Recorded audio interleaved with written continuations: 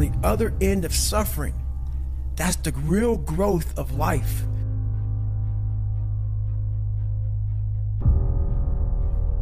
What is enslaving you? What is controlling your thoughts?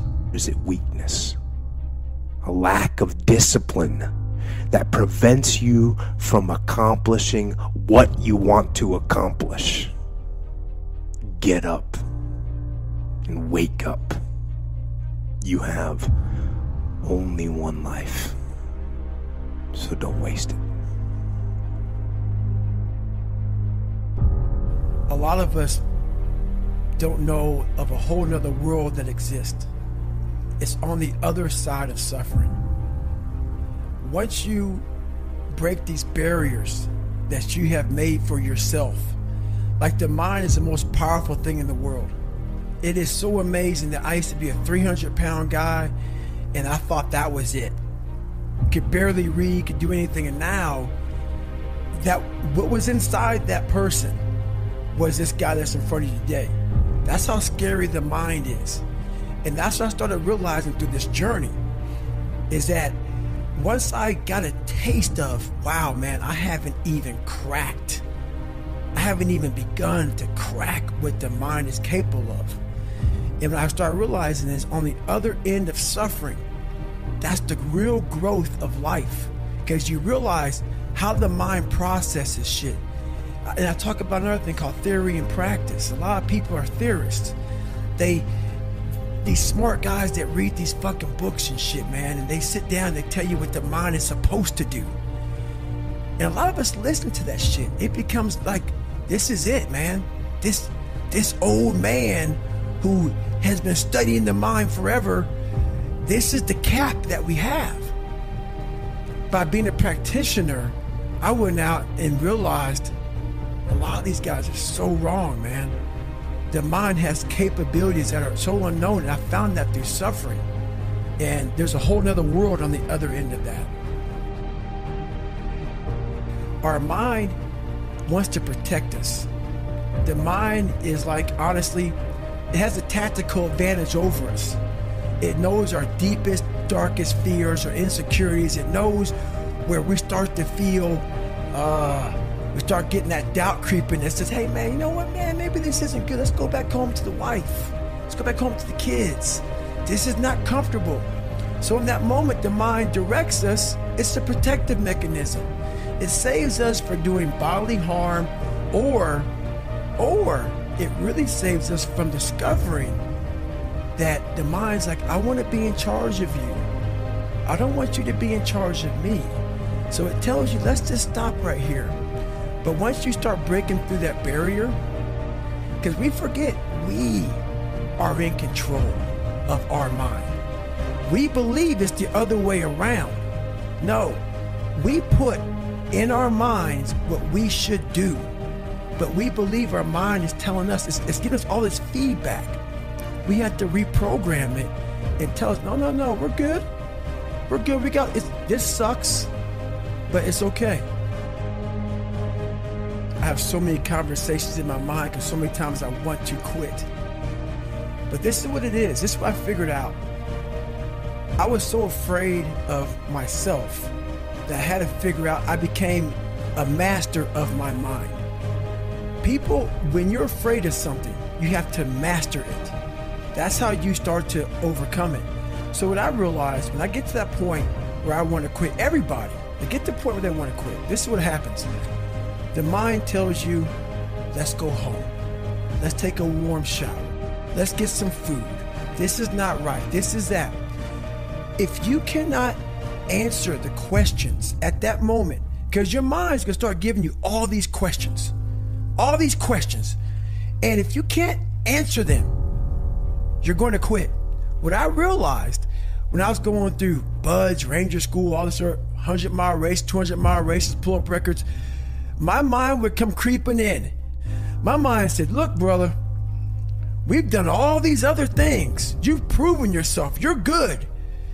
If I didn't have the answer to respond to my mind and say why I'm here, why I'm doing this, you will always lose that fight. You have to have the response to what your mind is going to tell you.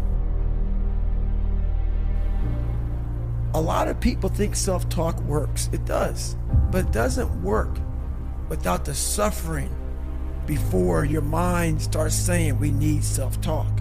So what I tell myself is I go back to the months and years of preparation to get to that day. And I'm telling myself, the 3:30 in the morning, and I'm looking at my shoes, and I want to go out there and run 30 miles. I have to, in that second, in that moment of this self-talk, my mind saying, you gotta find more, you gotta find more. I once again calm down, go back into my mind, and I have to reflect back on the shit I did to get here. And that becomes my self-talk. Self-talk does not work unless it is real. Most of us lie to ourselves in the self-talk. It doesn't work.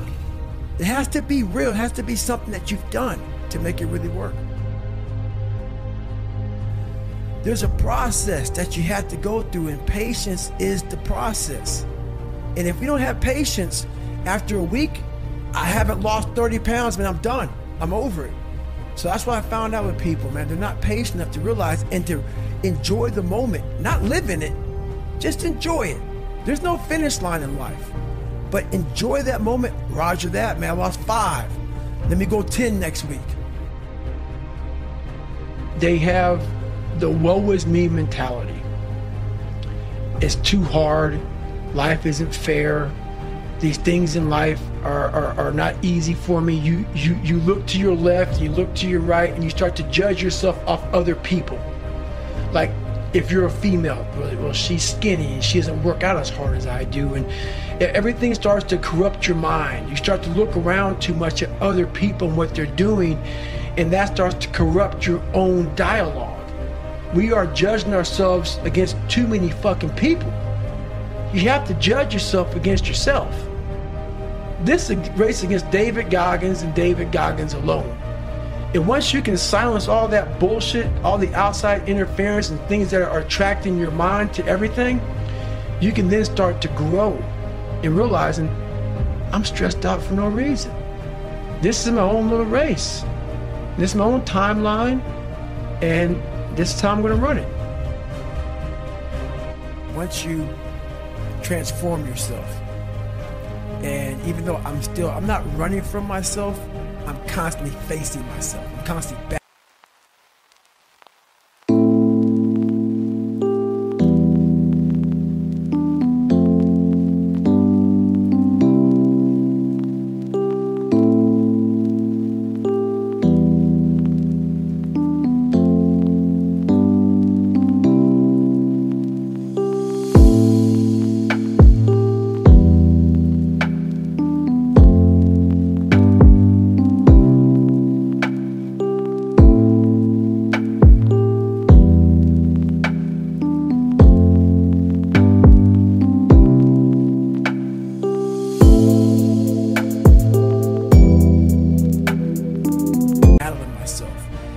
Running from them anymore. I used to, but now I'm constantly battling them. So now what happens is, once you get to a point in your life where you're able to tell everybody how fucked up you are, I will answer any question you want about me. Anything I did, anything bad, good, ugly, I will tell you. When you get to that point in your life, that's where your real journey begins. And you no longer have to have a small victory to keep you going. You now realize what your purpose in life is. And you realize all this shit's just part of it. But at first, you need all these different tactics to keep you going, because you haven't figured it out yet. Once you figure out that you're in a race amongst billions of people that live in this world, you're in a race by yourself. You have a purpose, and it's your purpose, not everybody else's purpose. It is your purpose and only your purpose, and it's your race. So then you're like, hey man, I'm doing my thing. I'm doing the best of my ability. What's next? There's no longer these small increments to get.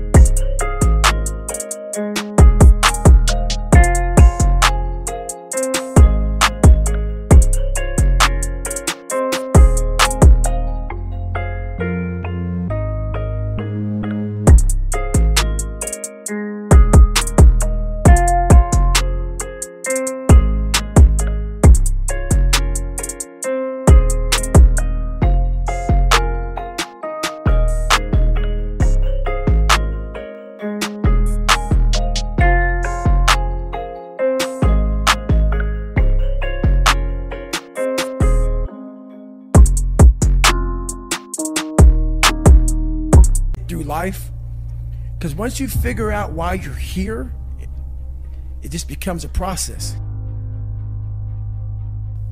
If you walk into any kind of event, whether it be physical or mental, if you walk in with already putting that block on your mind of, man, this ain't gonna happen. People go, how did you run 135 miles to Death Valley?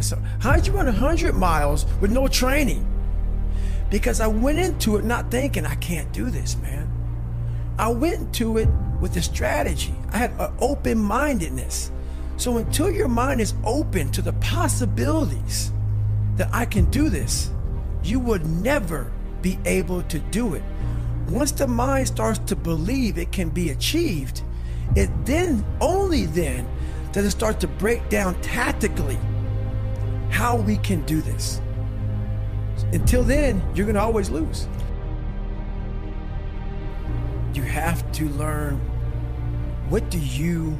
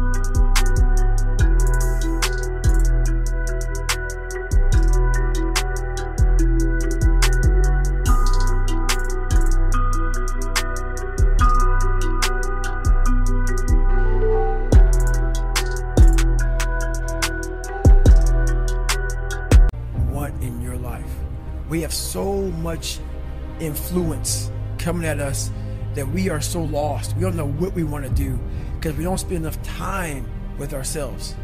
You have to learn to shut off a phone, shut off a computer, shut off a TV. And it's okay to sit in a room by yourself in a chair and just think about you, where I want to be, where do I see myself tomorrow, the next year from that.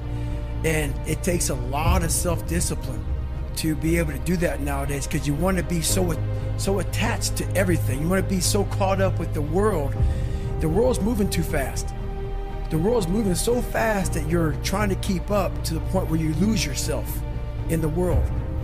So you have to take that time to go to that dark place in your mind and discover who you are.